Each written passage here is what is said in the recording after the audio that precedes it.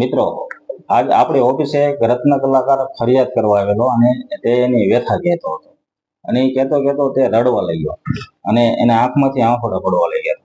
મિત્રો, એ આંસુ કયા હતા? એના ઘર પરિવારને ચલાવવાના આંસુ હતા કે હવે આ ઘર પરિવાર ચલાવવામાં કઈ તકલીફ પડશે મિત્રો. અને એ એક કંપનીમાં 4 વર્ષથી કામ કરતો હતો અને એ જ કંપનીમાં એને એક જ ઝાટકે એ કંપનીએ ના પાડી દીધી કે તમે કાલથી નહીં આવતા, તમે બીજી જગ્યા ગોતી લેજો.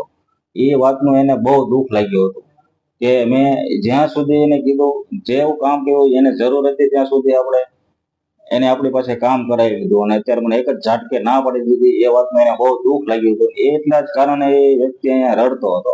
મિત્રો, આવું શા માટે થાય છે કે હરેક ધંધાની અંદર કામદારોના સંગઠન હોય છે અને એની એકતા હોય છે. તો આપણા હીરા ઉદ્યોગની અંદર આપણી એકતા નથી, એના કારણે આવો બનાવ બને છે. તો ડાયમંડ વર્કર યુનિયન ગુજરાત એ સરકાર માન્ય સંગઠન છે મિત્રો. તો તેમાં તમામ રત્ન કલાકારોની સાથ અને સહકારની જરૂર છે અને આપણે એકતા મજબૂત અને સંગઠન મજબૂત કરવાની જરૂર છે મિત્રો. આવો બનાવ ના બને. તો આ વિડીયોને તમામ રત્ન કલાકાર સુધી પહોંચાડો એવી મારી નમ્ર વિનંતી છે.